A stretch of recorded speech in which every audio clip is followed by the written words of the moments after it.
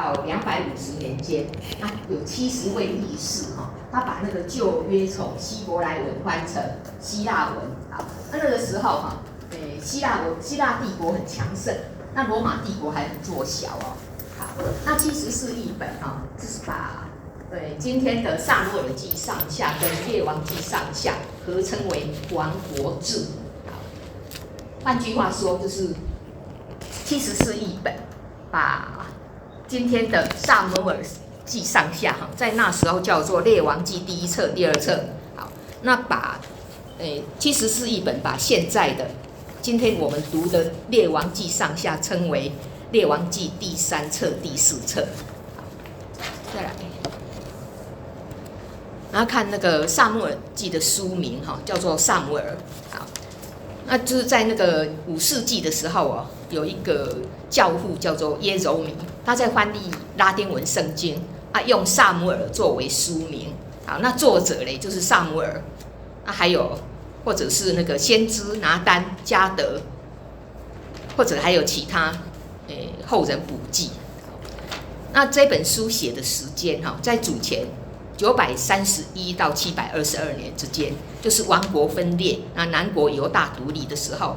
好，那历史时间呢，从撒母耳还没出生，一直写到大卫的遗言。好，那涵盖135年的历史。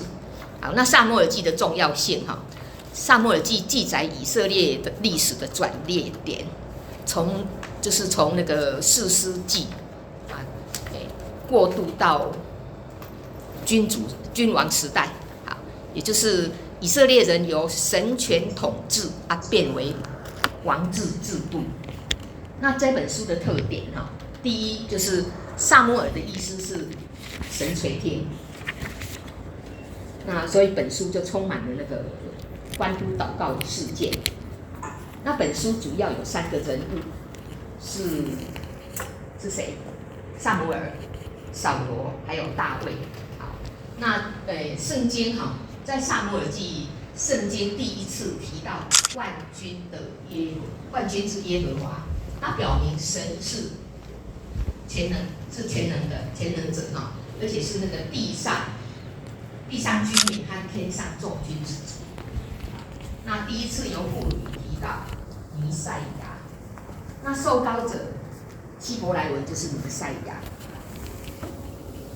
那还有那个以便以谢哈，就是撒母耳所立的那一块石头哈，意思是什么？到如今耶和华都帮助我们。好，那本书的来看这本书的神学主题，就是说以色列人如果信靠神啊，遵行神的律法，遵守神与他们立的约，那国家就昌盛。好啊，如果悖逆神呢，国家就衰弱。那这本书的神学主题哈有4个，第一个是大卫之约。好啊，意思是说那个弥赛亚出自大卫的后裔。那大卫的国跟他的宝座永远坚立。好，那在那个启示录11章15节哈，那一节有写到哦，世上的国成了我主和主基督的国，他要做王，直到永永远远。好，那第2个主题就是神的主权。好，那就是说至高者哈，在人的国中掌权，无人能拦住他的手。好，这句有抄那个但以理书的，就表示那个神的主权哈。然后圣灵的工作呢，就是说扫罗和大卫他们被高立为王的时候哦，神的灵就大大感动他们。好，那看第4点哈，个人和国家的罪带来的后果。好，譬如说以利和他的2个儿子相继死亡。那第2呢？就是第2个例子是那个扫罗悖逆啊，早早被神离弃。好，那第3就是大卫哈，他犯了那个奸淫跟谋杀罪，所以大卫的儿子暗嫩，他去玷污同父异母的大卫另外一个同父异母的儿子押沙龙的亲妹妹哈玛，那大卫因为自己犯奸淫，所以不敢处理，那导致押沙龙后来叛变。那约书亚在迦南地分地以后哦，士师时代就黑暗了450年。好，这你可以参考那个使徒行传13章哈。好，那我们现在看那个撒母耳的出生跟他的作为哈。好，那撒母耳是利未族哥辖可拉的后裔。好，那大卫出生大约在主前1000年左右。那他是介在那个亚伯拉罕跟耶稣基督2个时间点中间的指标性人物。好，那撒母耳他终身是拿细尔人，那身兼祭司、先知还有君王的职责，也是以色列最后一个士师，还有第一位先知。好，那撒母耳结束士师时代，那开启王国时代。那他也是奠定王国基础，是主导以色列历史转捩点的关键人物。好，那撒母耳还创建那个先知学校，那规范先知的职责。那另外他高立以色列第一个王就是扫罗，那另外还高立最伟大的君王就是大卫哈。那我们看那个撒母耳上的那个撒母耳记上的大纲哈。好，那1到3，第一段就是1到3章，撒母耳以色列的先知兼士师就撒母耳。好，那第二段就是3章，看第二段4章到7章哈，撒母耳治理以色列复兴的工作。好，那第3段就是8章到那个15章哈。好，扫罗作王。那第4段16章到31章，大卫的兴起跟扫罗的衰微。好，以上是那个撒母耳记简介哈。好，那我们现在来看那个第一段哦。第一段，先看地图哈。好，你看这边哈，就是那时候那个士师参孙刚死，那以色列没有百姓，那在那个以法莲山地哈的那个拉玛索菲，有看到拉玛索菲哈一家这边。拉玛索菲哈，那边有一个以法莲人叫以利加拿，好，他是撒母耳的父亲。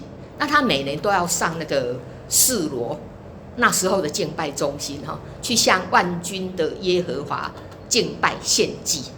好，那根据申命记16章哦，那个以色列男丁哈，1年3次要朝见神，向神守节。那时候的敬拜中心示罗在这边东边这边哈，示罗的祭司是老以利，还有他2个邪恶的儿子何弗尼跟菲尼哈。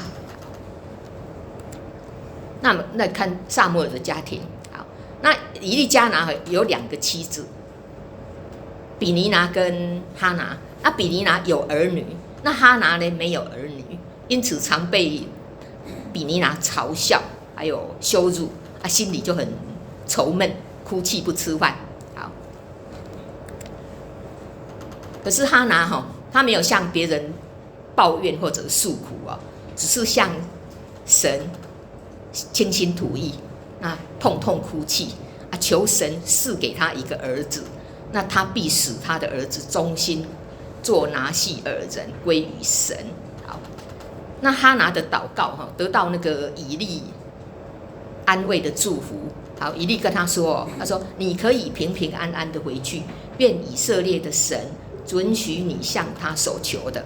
那哈拿就去吃饭就从此以后就不带愁容了哈。好，那神使哈拿生了一个儿子，叫做撒母耳。那撒母耳是什么意思？就是向神求得的，神听祷告的意思哈，神垂听。好，那等到撒母耳3岁的时候哦，哈拿就3岁断奶啊。好，那哈拿就照他所许的愿哈，把小撒母耳带到示罗的殿。好，那也带了1头3岁公牛，1伊法细面，还有1皮带酒。那宰的那一条公牛领撒母耳到以利面前。那哈拿把儿子献上并不表示失去哦，而是把从神来的求得的孩子哈，归还给赏赐的神，然后给神使用哈。那这很符合那个保罗哈在那个罗马书12章说的，他说哈，你将身体献上当活祭，是圣洁的，是神所喜悦的，如此侍奉乃是理所当然的。那我们看那个，哈拿得到一个儿子之后，他就很高兴了，他就是哈拿的颂赞诗啊。好，那哈拿的颂赞诗哈，他的颂赞祷告哈，就是超越他的亲身经历，他专注在颂扬那个，习在、今在、永在的神。好，那他的颂赞诗哈，有人说可以媲美那个马太福音1章玛利亚的尊主颂。好，那哈拿的祷告哈。他的祷告诗以那个喜乐做开头，好，那赞美神是他的力量和拯救，好，那接着他又说，神是圣洁无可比拟的，好，那神的信实呢比磐石坚固，好，那他祷告又劝人说，不可说骄傲的话，不要口出狂言，那因为骄傲来哈，羞辱也来。那哈拿呢，他继续祷告说哈，他说神是全知的。公正判断的，好，那神的大全能无可比拟，神使人死也使人活，那神有怜悯恩慈，又有公义，神是天地的主，保护他的民，打碎他的仇敌，好，那神是力量给他所立的王，高举受膏者的脚，好，那哈拿的祷告是有预言性的。因为他指的受膏者，就是后来撒母耳所要膏立的大卫王，还有大卫的后裔耶稣基督。好，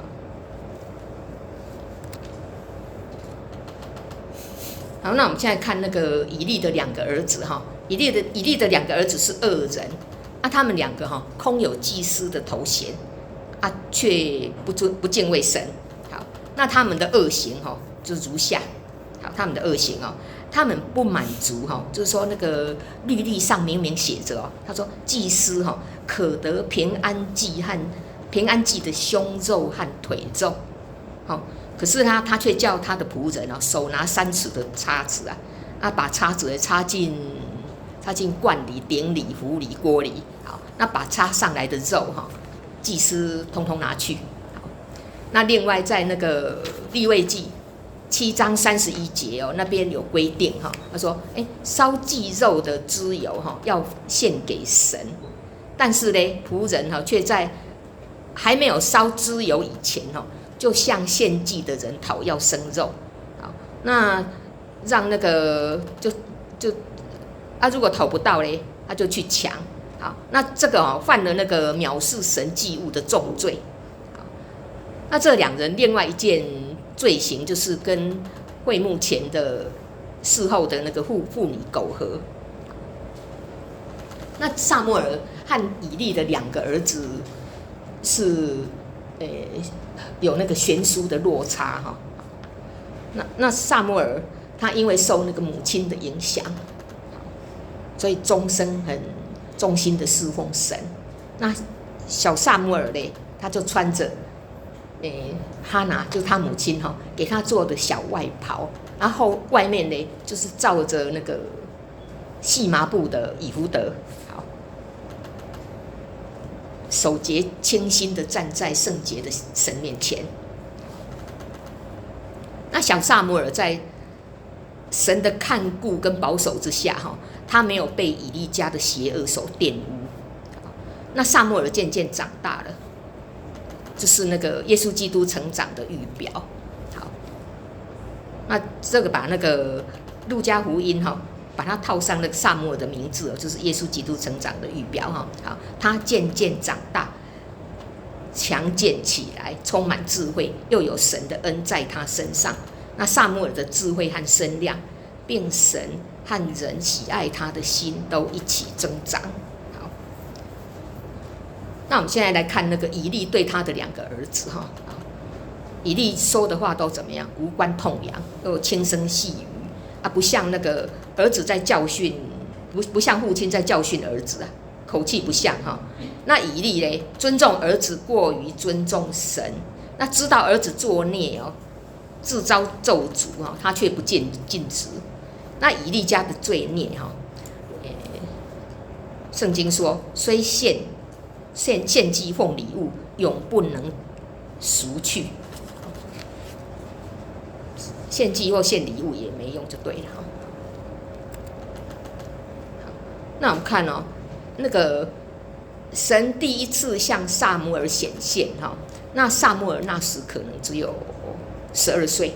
好，那腐败的祭司以利时代哈，以色列人灵命低落荒凉，那神的言语稀少，不常有默示。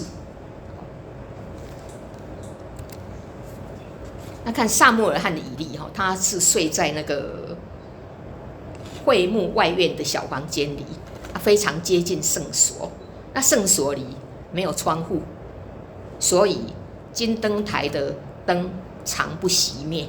好，那有一天哦，还没有黎明哈，那神在那个殿内的约柜那里哈，他呼召撒母耳近日先知的侍奉。这个时候呢，撒母耳还没有认识耶和华，那他3次以为是以利叫他。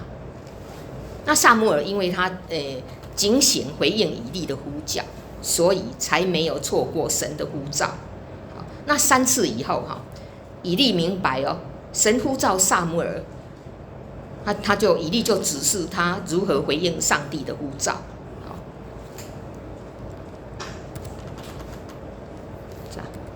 这边哈，好，我拿一下眼镜。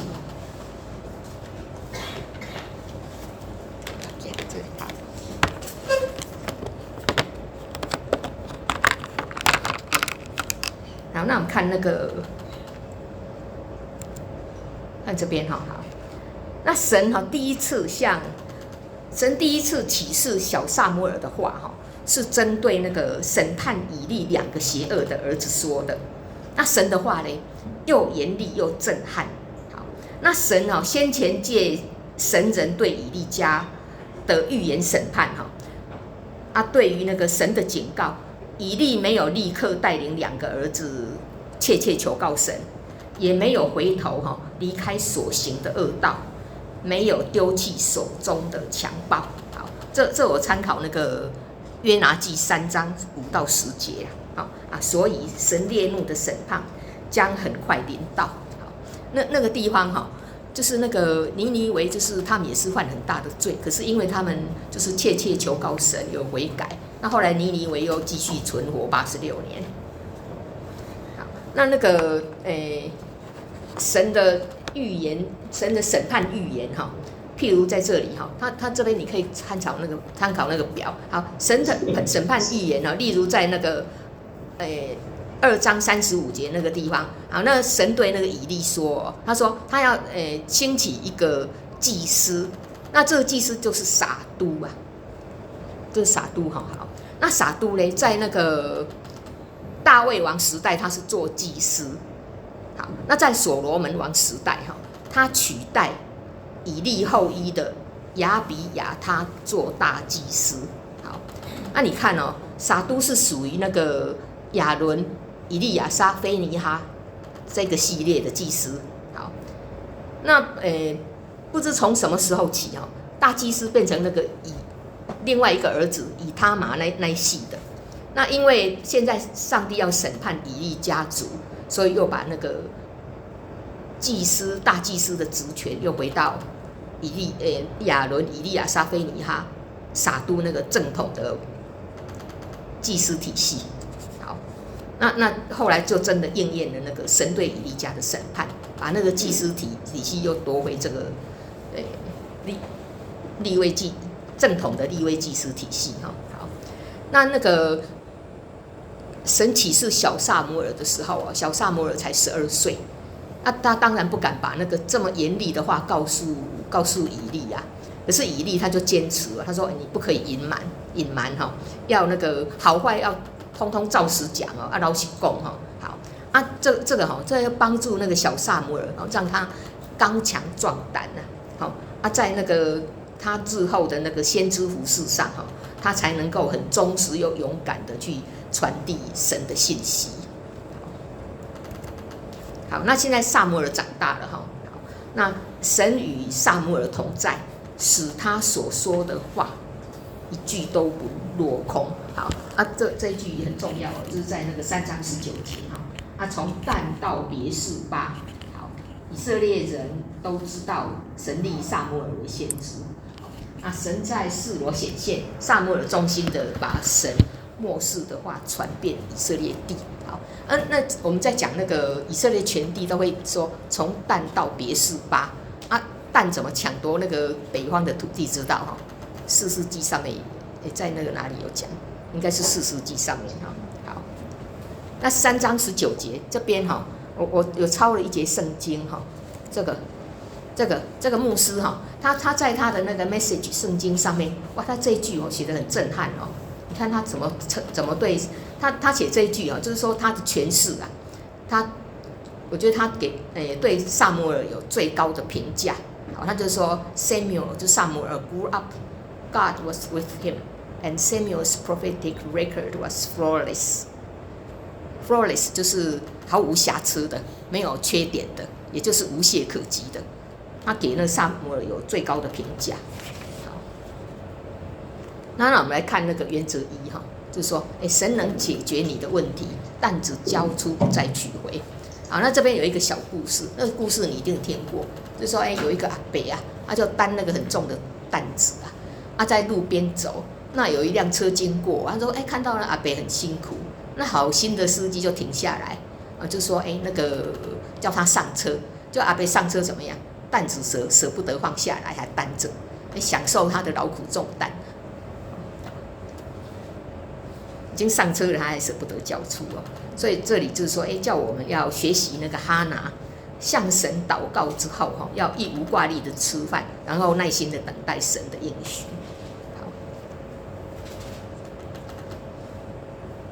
好，那我们看那个第2段哈。第2段还是先来看那个一张地图。这边，刚刚那个抄完了没？抄完了，好。那我们看第2张地图。地图这边好，先看一下上面好。那这时候那个非利士人他来攻打那个以色列人。好，那以色列人就出去迎战。好，那安营就是说那个军营安在那个以便以谢，有看到吗？上面这边以便以谢。好，非利士人呢安营在他的西北，叫做雅弗。这样子两军对垒好，这等到4楼在这边，拉玛在这里。那我们现在看非利士人是什么人种？非利士人。好，这是非利士人。非利士人他是那个挪亚的儿子含的后代。那他们本来是那个海上的居民。那在主前12世纪，他们从那个克里特在那个阿摩司书9章，就是加斐托啦，还有那个爱琴海岛屿，就是小亚细亚那个地方，他们就迁移到地中海的东南。好，那非利士人骁勇善战，很会打战哦。好，而且那个铸铁技术很先进。好，从那个士师时代到扫罗做王他们是以色列人的第1号敌人。好，那一直到那个大卫做王才完全的制服非利士人。好，这个地方你可以参考那个撒母耳下5章17到25节。好，因为这个地方那个讲义是写头号敌人，他写那个从士师时代一直到大卫王啊。那我不太清楚，所以去查他其实是只到那个大卫到扫罗，那到大卫王的时候5章，撒母耳下5章17到25节，他就说到大卫王的时候就完全制服。那非利士人在那个加萨就是在以色列的西南，他建立了5个城市。好，回头看这个， 5个城市就是这边。好，看那个蓝色框框哈。好，加萨在最西南的地方。好，上去就是亚斯基伦，再上去就是雅斯图。好，那往东边看就是加特跟以格伦。好，这是5个重要的城市。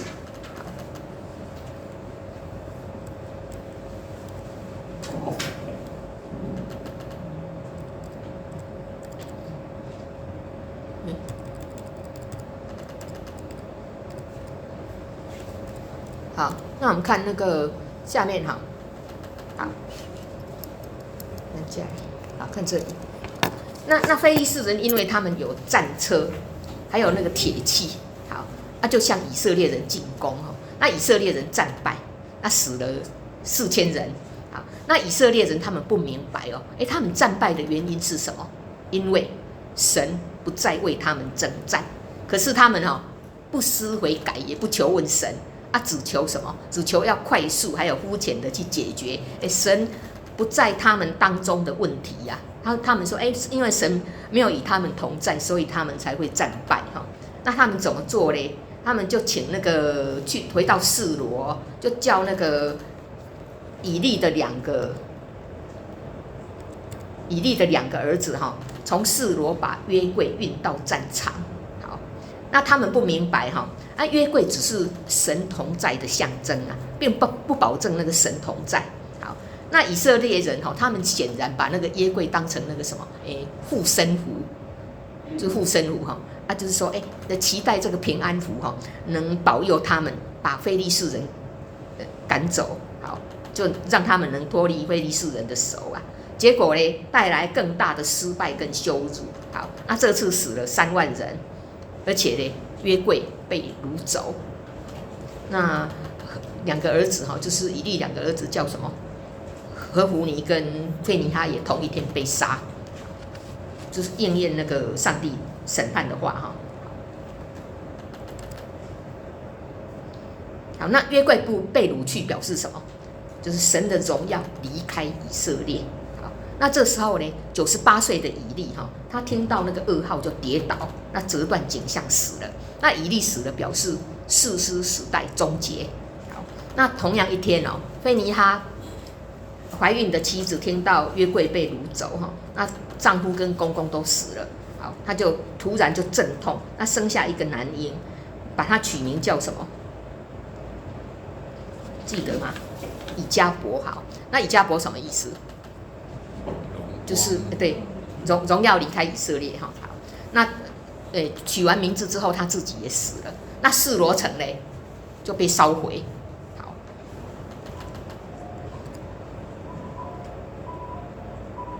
好，那奥比高加，那约柜被那个非利士人掳走哈。好。现在就落入那个非利士人的手中。那非利士人把那个约柜就从他们在哪边打仗，就在上面在北边。好，现在把它运到那个雅什图，还记得那个地图吗？雅什图对，在他们的大城之一雅什图那边有个大衮庙，就把它放在那个大衮假神的旁边。那大衮呢是非利士人的农神。好，那他们非利士人他们把那个耶和华神看成是那个诸神之一呀，所以就改坑在大衮旁边。好，他认为说，他们是同等的。好，那因为这样子第二天清晨那大衮被发现怎么样？他的脸就朝地朝地倒在约柜前面。那以斯图人呢，他们把那个大衮就收拾好，又放回原处。好，那第二天呢，又次日清晨怎么样？那只见那个大衮的头跟手都在庙门槛上折断，只剩下他的那个身体，剩下他的残体那他们才知道那个假神在真神面前一败涂地。好，那从这时候起一切进大衮庙的祭司和百姓都不踩那个大衮庙的门槛。好，门槛知道就是那个火顶。好，那不踩那个大衮庙，不踩庙门槛也是今天那个台湾很多庙宇不明文的传说。好，因为他们迷信哦，就是庙门槛是鬼神的居所。好，那耶和华审判的手哈，神审判的手啊，就重重加在以实图跟四周地区的人身上，败坏他们，使他们生痔疮。好，那非利士有几个城市？刚刚说5个哈，对，所以这边有5个首领，他们这5个首领就说哇，那个上帝的手这么厉害，以色列的神的手很厉害，他们就说好，那么就决定，把他送到别的地方，就决定送到哪边？送到那个第一个是送到加特，还是他们自己境内的城市啊？好，那加特送完哦，不行，他们也不要，又送到哪边？送到那个以格伦，另外一个重要城市哈。好，那约柜所到的城市哦，都受那个耶和华神手的攻击，那居民都大大的惊慌，那无论大小哦，都生痔疮，还有或者惊慌而死。那以色列人哈，他们早早知道以色列的神哈击杀埃及人的大能，但是他们却心硬，像那个埃及法老不愿意去谦卑降服以色列的神因为这样子让他们全民慌乱，还有合城呼号，上达于天不是唱歌那个于天，上达到天上哈。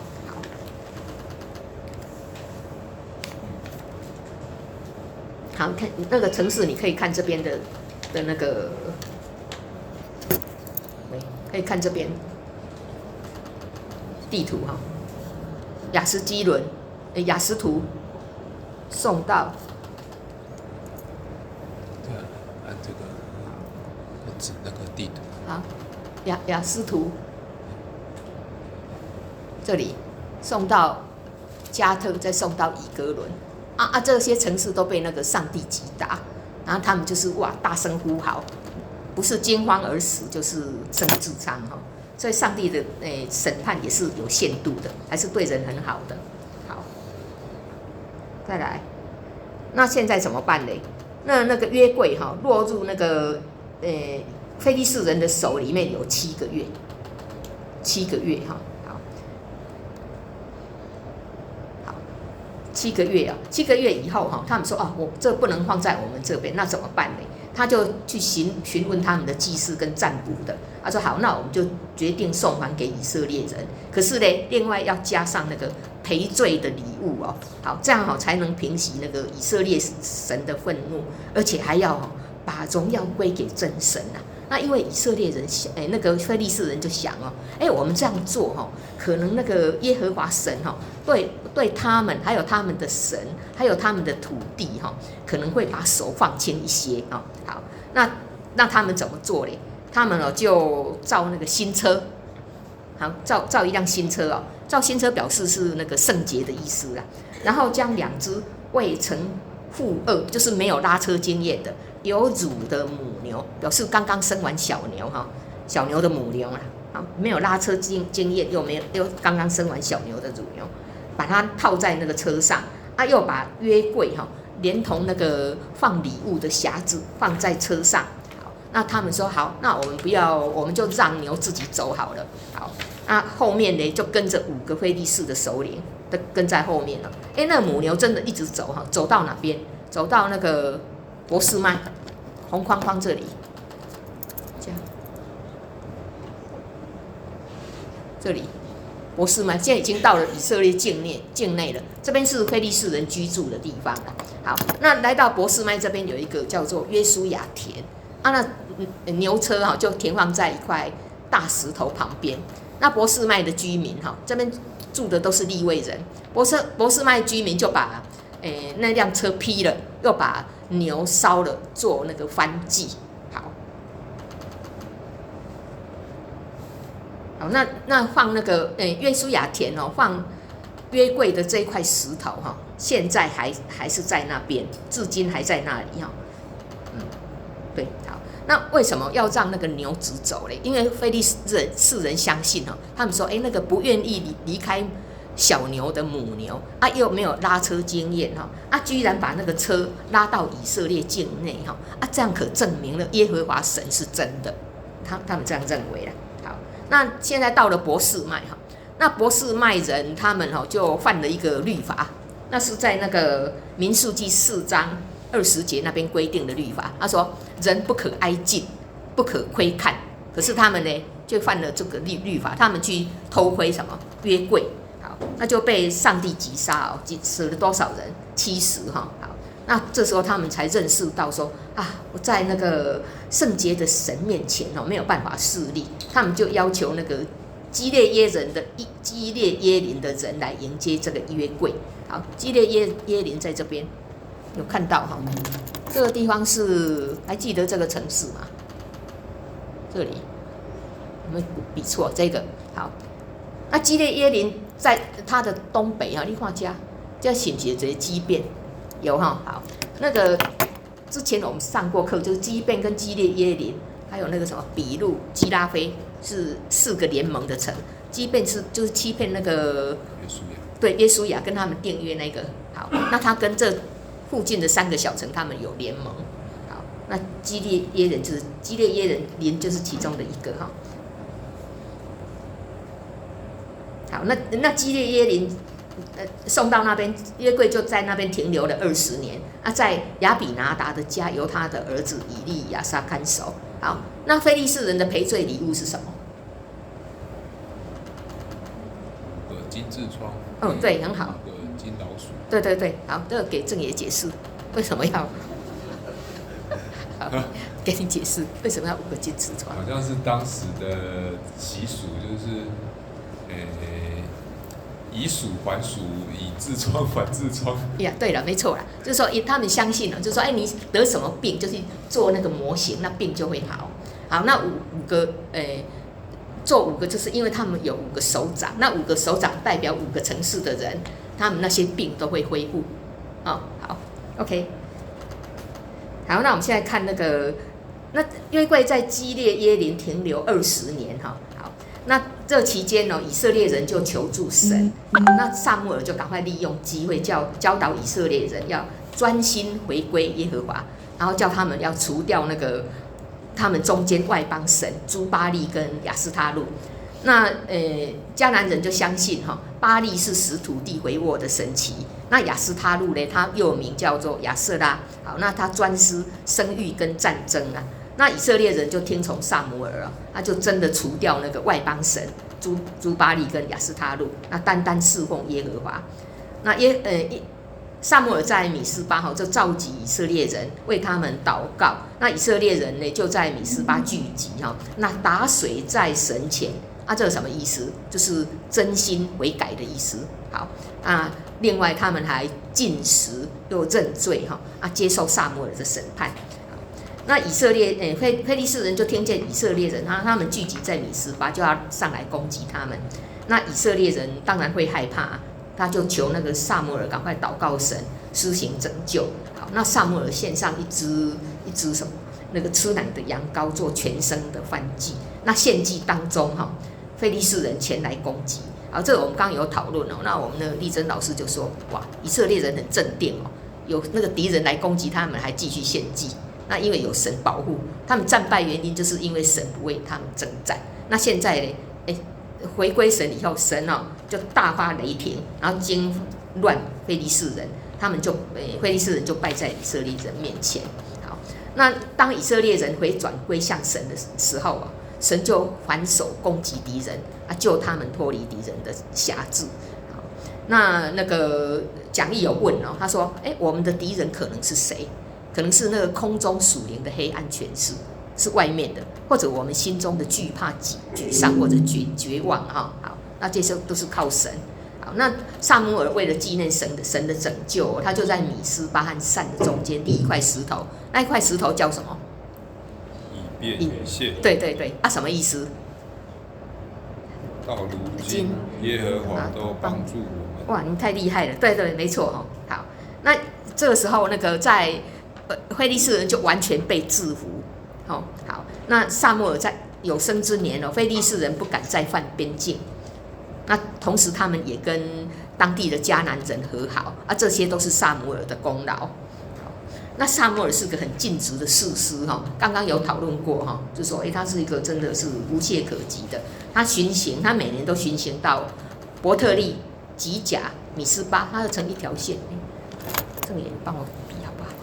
好，伯特利、吉甲跟米斯巴，伯特利哈，对，对，这是伯特利。哦，吉甲在这边。对，吉甲。18在。米斯巴在也是在它在南北。对，拉玛在那个西北比较远一点的地方，它就成一条线。好，那个萨母尔就在这个地方巡行，对，那也在这边审判以色列人啊。那有空哈，他就回到那个拉玛的故乡。那他也是在拉玛在那边审判以色列人，另外还为那个耶和华筑了一座坛。那这4个地方哈，后来都成为那时候的宗教圣地。好，那在那个君王政体兴起以前哦，萨母尔一人就身兼司法、宗教、军事领袖很多重的角色啦。好，那现在看那个第8章好。那以色列人要求立王，好，那这时候哈，那个圣经写萨母尔年纪老迈哈，那你猜他几岁？年纪啊，60岁，60岁有很老吗？好，然后他在别是巴哈，那注释还写，除了在别是巴之外，他其实还在伯特利，好，就是立他2个儿子做以色列的士师。那我们知道他2个儿子约尔跟那个亚比亚，他们不行萨母尔的道，啊，就是贪赃枉法。好，那以色列长老就在那个集体来到拉玛，就求那个萨母尔为他们立一个王，治理他们像列国一样。那萨母尔就是心里很不高兴他听到说他第一个王治理我们，他就很不高兴，他就跟上帝祷告。好，那神就说，他说，神说百姓像你说的一切话，你只管依从，因为他们不是厌弃你，乃是厌弃我，不要我做他们的王。那到底可不可以立王？那其实上帝是容许的，因为在那个申命记17章14到15节那边他们还没进迦南以前，他们就已经预言到他们会要求立王，所以呢那边有写。神准许立王，像四围的国家一样。可是呢，这个王一定要是神所拣选的人。好，你查那个17章那边，那是摩西律法准许的，上帝没有反对好，那可是那个上帝还吩咐撒母耳说，你要警告他们就是说，那立了王之后，那些王会怎样的管辖、压迫、奴役、掠夺、压榨他们？那个圣经写得很详细他们以后必须要为自己所选择的去哀求神，神却不应允他们。可是他们还是坚持要立王。好，那神所立的王跟列国不一样，因为神所要高立的王他的统治权柄是来自神。那这个王必须要对神敬虔，而且要遵行神的律法，好，然后还要听先知的话。好，那还要为那个神的选民执行公义，否则呢会被神厌弃，还要遭受那个神的审判。好，那个有遵守这个规定的合神心意的只有一个，是谁？合神心意的王，很多王从那个扫罗一直到最后什么南北国，只有大卫合乎那个神的心意，只有他做到那其他都不行。好。连那个扫罗也是对百姓苛征很严重的税。好，那撒母耳不简单的是什么？虽然他不太喜悦他们立王，可是当他知道立王是神容许，而且也是摩西律法所容许的，他就真的很认真的去找到那个扫罗，就膏他为王另外他还教导扫罗要怎么样去侍奉神。好。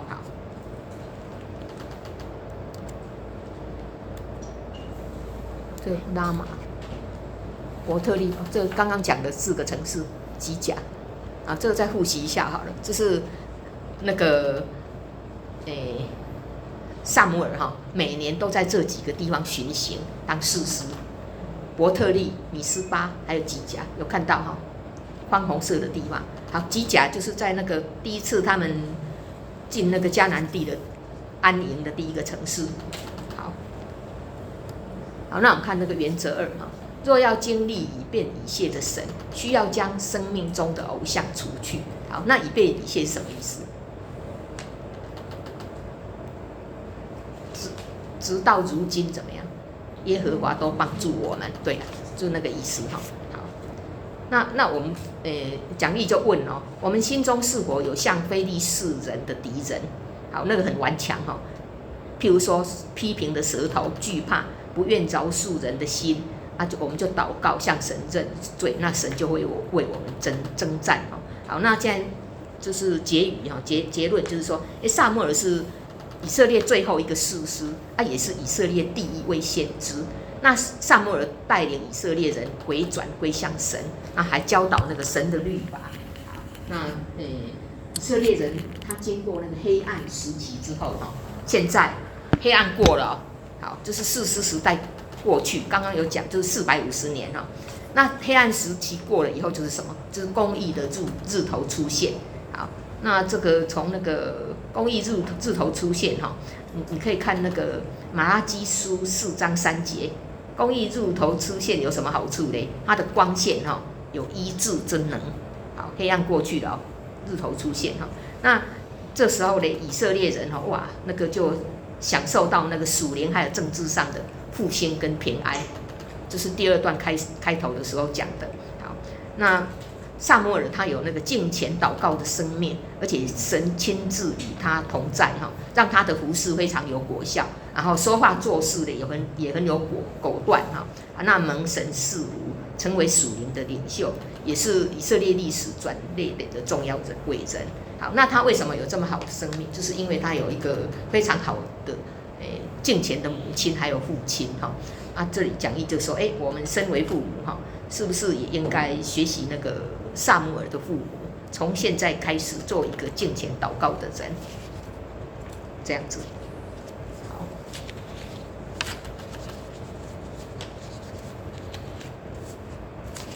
好，那我们来做结束祷告。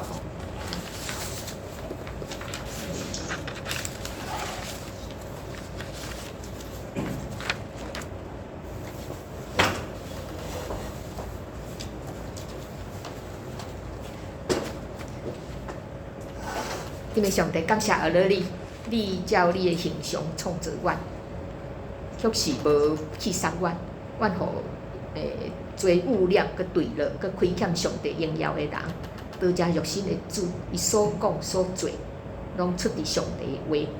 规本的圣经对早时信心的亚伯拉罕、顺服的摩西、忠心的撒母耳，感谢上帝不断通过每一个对上帝忠心顺服的人来帮助阮。会当认捌多谢肉身的主耶稣，对圣经内面，才会得到上帝欢喜的人的心肠。阮通互阮学习怎样伫上帝的面前来过上帝所欢喜的生活。通过哈拿的祈祷，互阮看见上帝是喜乐、圣洁、公义，我有宽容的，有怜悯、有恩典，有教导阮，毋通嘛，佮教导阮毋通骄傲，凡事拢爱向伊求讨。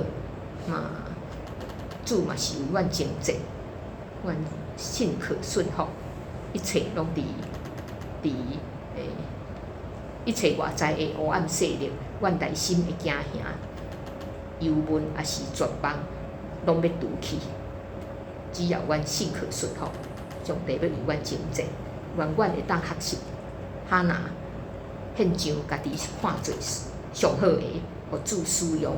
阮伫遮感谢祈祷，拢上靠主耶稣圣名求，阿门。